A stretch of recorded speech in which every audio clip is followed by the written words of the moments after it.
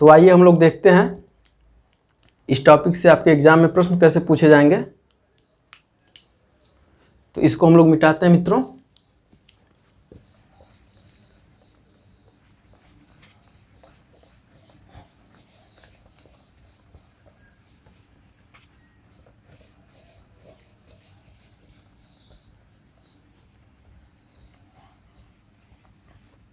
आप लोग नोट कर लिए होंगे।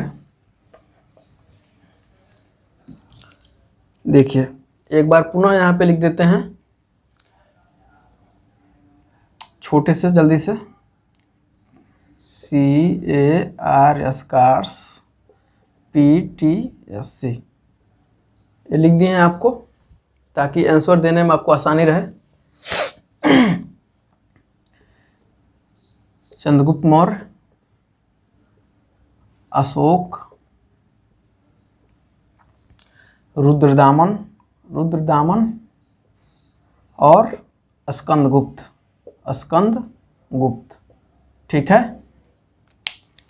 पी से यहाँ पे देख लीजिए, पुष्यगुप्त, तुषास्प,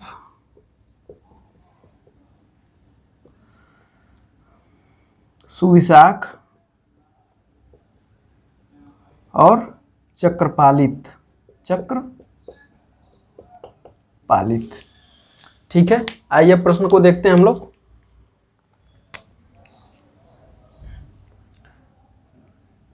क्वेश्चन नंबर 1 आपका पहला प्रश्न होगा,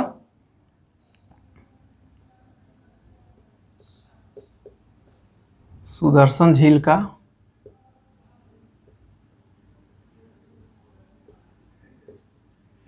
निर्माण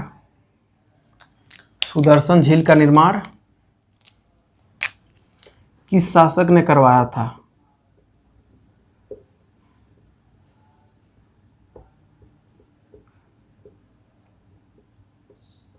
सुदर्शन झील का निर्माण किस शासक ने करवाया था?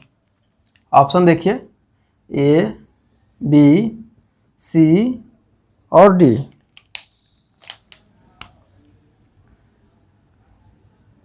चंद्रगुप्त द्वितीय, विक्रमादित्य,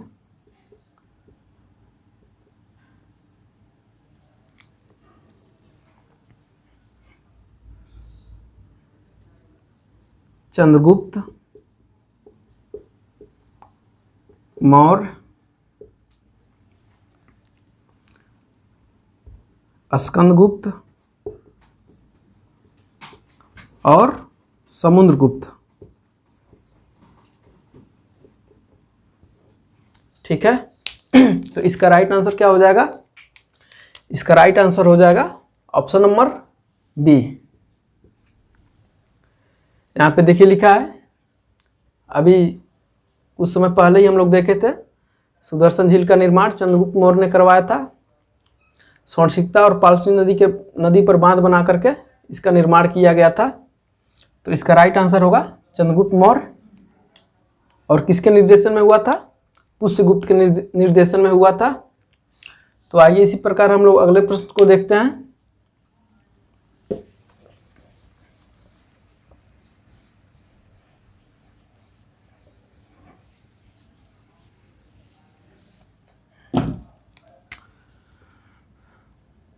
क्वेश्चन नंबर 2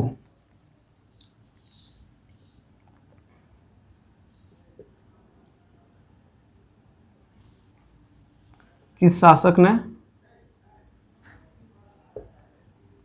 सुदर्शन झील का निर्माण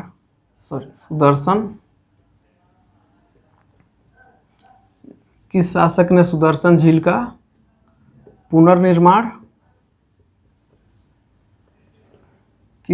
ने सुदर्शन झील का पुनर्निर्माण अपने निजी कोष से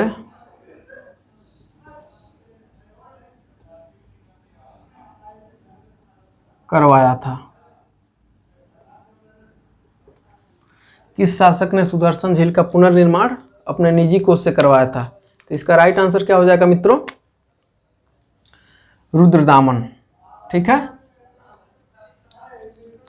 यहाँ पे ऑप्शन हम लोग देख लेंगे एक बार, वहाँ पे हम नहीं बताए थे आपको शायद।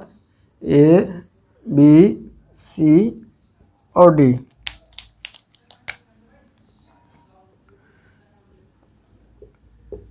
अशोक, चंद्रगुप्त मौर्य, स्कंदगुप्त और रुद्रदामन। यहाँ पे देख लीजिएगा, अशोक किससे संबंधित हैं? मौर्य वंश से। चंद्रगुप्त मौर्य किससे संबंधित हैं? मौर्य वंश। मौर्य वंश का संस्थापक कौन था? चंद्रगुप्त मौर्य। और स्कंदगुप्त किससे संबंधित हैं? गुप्त वंश।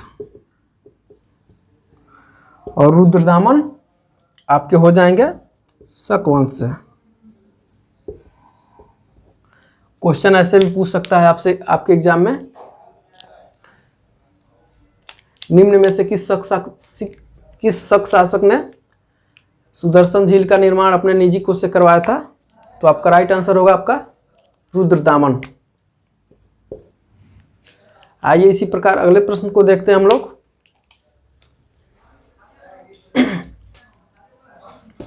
देखिए,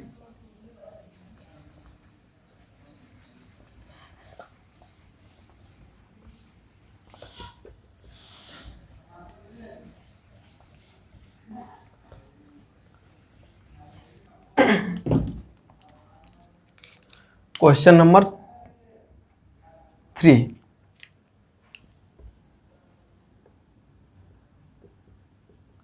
गिरनार अभिलेख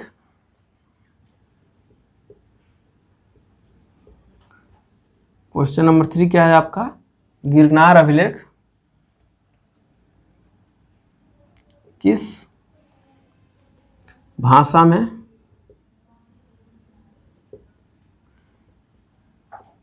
लिखवाया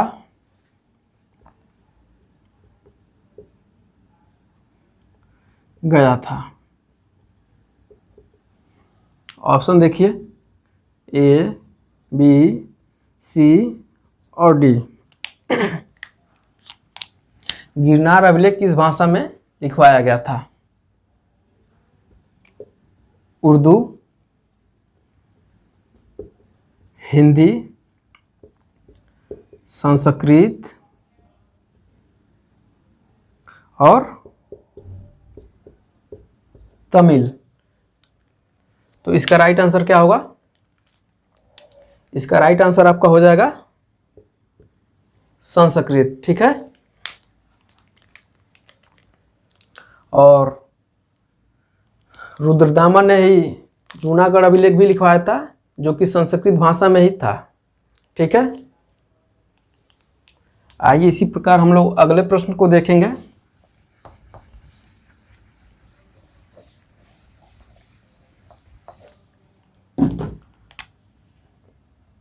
क्वेश्चन नंबर 4। ठीक है। देखिए,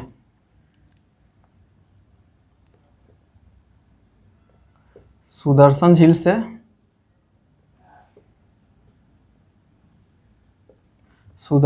से संबंधित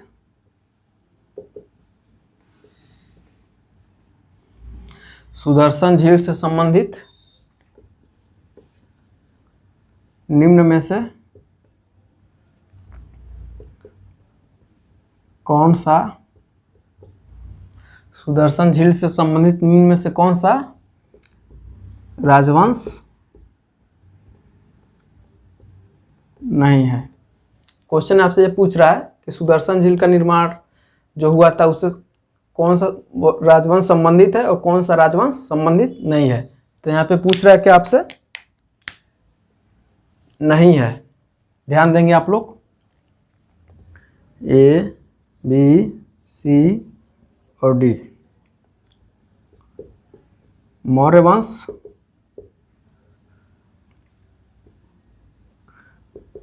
कुषाण वंश, गुप्त वंश और शक वंश। तो इसका राइट आंसर क्या होगा आपका?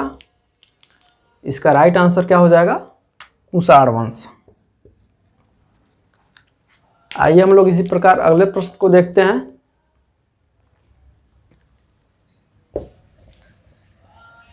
देखिए,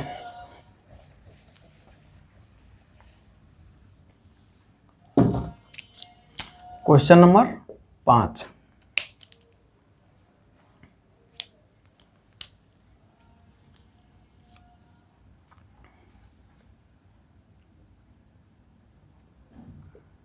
सुदर्शन झील का पुनर्निर्माण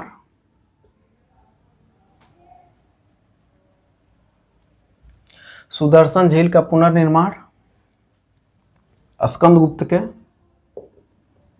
सुदर्शन झील का पुनर्निर्माण स्कंदगुप्त के उपराज्यपाल चक्रपालित के निर्देशन में हुआ था। चक्रपालित के निर्देशन में हुआ था।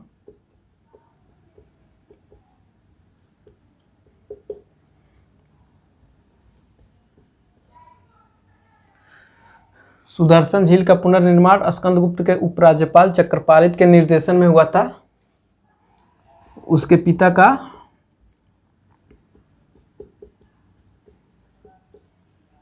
नाम था। आपको चक्रपालित के पिता का नाम बताना है। ऑप्शन देखिएगा, ए, बी, सी और डी। स्कंदगुप्त, पर्णदत्त, अशोक और चंद्रगुप्त मौर्य। तो इसका राइट आंसर क्या हो जाएगा आपका? इसका राइट आंसर आपका हो जाएगा पर्णदत्त। स्कंदगुप्त ने सौराष्ट्र का राज्यपाल पर्णदत्त को बनाया था और उपराज्यपाल इसी का पुत्र चक्रपालित के निर्देशन में सुदर्शन झील का पुनर्निर्माण हुआ था। तो आप लोग ये भी ध्यान देंगे। आइए हम लोग इसी प्रकार अगले प्रश्न को देखते हैं।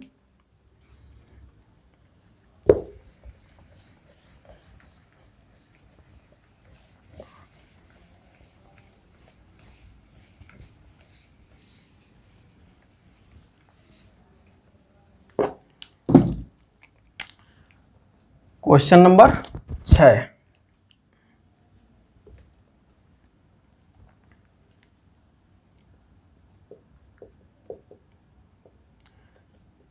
अशोक के समय आप लोग मेरे साथ नोट भी करते रहेंगे।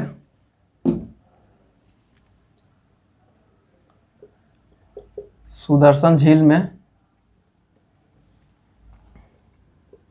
अशोक के समय सुदर्शन झील में दरार पड़ जाने पर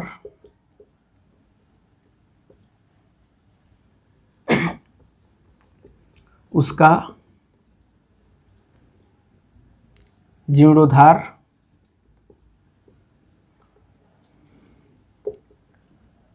किस राज्यपाल के निर्देशन में हुआ?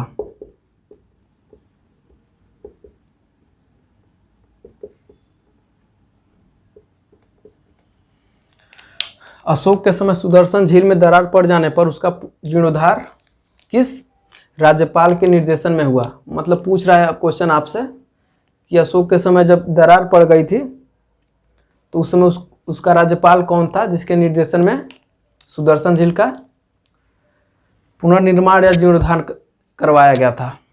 ऑप्शन देख लीजिए यहाँ पे, ए, बी, सी और डी।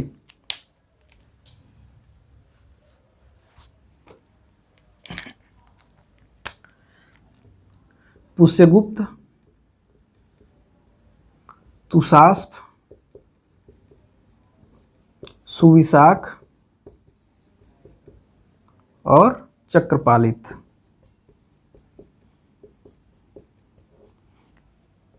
इसका आंसर आप लोग सब लोग कर लेंगे और यहाँ पे देख लीजिए चंद्रगुप्त मौर्य का राज्यपाल कौन था? पुष्यगुप्त। अशोक का राज्यपाल कौन था? तुषास्प। रुद्रदामन का राज्यपाल कौन था? सुविशाख। और स्कंदगुप्त का उपराज्यपाल कौन था? चक्रपालित। ठीक है, तो इसका राइट आंसर क्या हो जाएगा आपका? तुषास्प। इसी प्रकार हम लोग अगले प्रश्न को देखेंगे।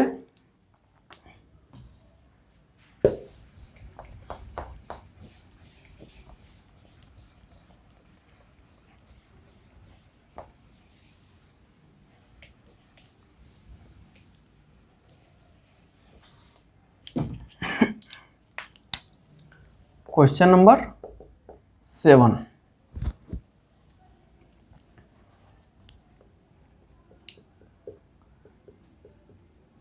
गिरनार अभिलेख में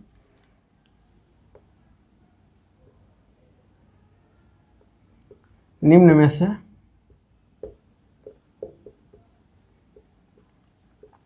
किन किन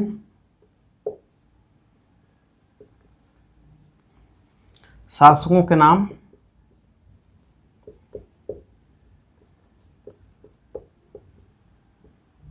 मिलते हैं?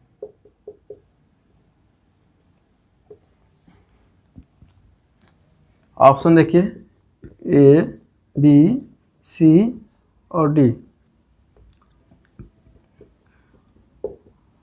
अशोक, चंद्रगुप्त मौर्य, रुद्रदामन, ए, बी और सी, तीनों। तो इसका राइट आंसर क्या हो जाएगा? ए, बी और सी। ठीक है, गिरनार अभिलेख रुद्रदामन ने लिखवाया था और उसमें चंद्रगुप्त मौर्य और उसके पौत्र अशोक का भी नाम उत्कीर्ण करवाया था। आइए इसी प्रकार हम लोग अगले प्रश्न को देखेंगे और वह आपका लास्ट प्रश्न होगा।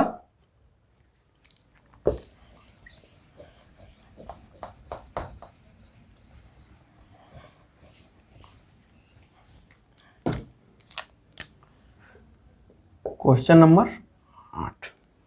ठीक है, देखिए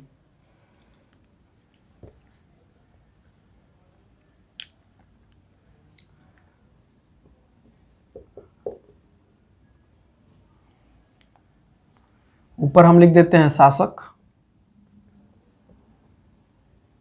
और साइड में हम लोग लिख देते हैं राज्यपाल। अशोक, चंद्रगुप्त मौर्य, स्कंदगुप्त और रुद्रदामन।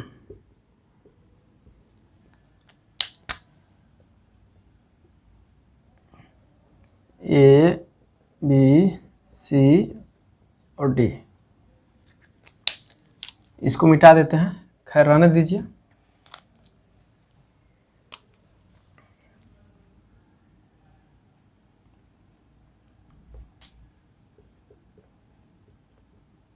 प्रणदत्त, सुविशाख 1, 1, 2,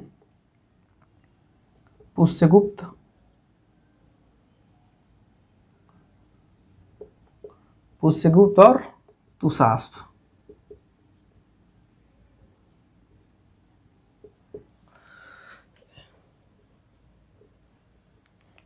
इसको क्या करना है? मैचिंग करना है। ठीक है, देखिए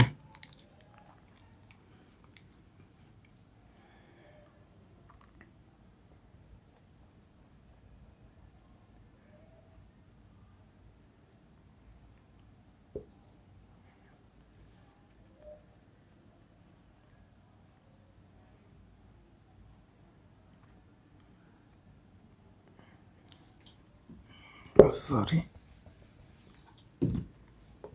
ए, बी, सी और डी।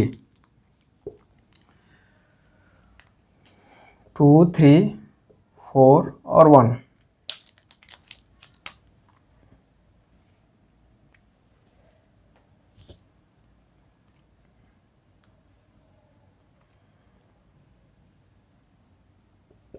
फोर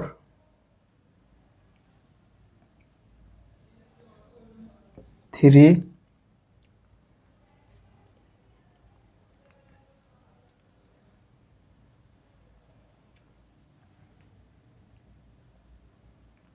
2 और 1। 4 2 3 और 1। 2 3 1 और 4।